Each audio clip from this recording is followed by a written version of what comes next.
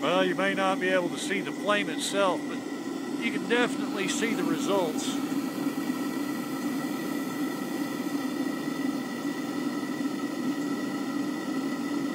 This is an old $15 brush burner from Harbor Freight, and the Venturi off of a 100,000 BTU furnace, natural gas.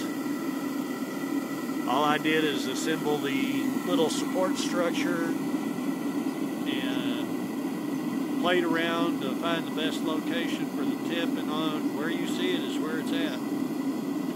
I'm using less propane to melt aluminum than I ever have before.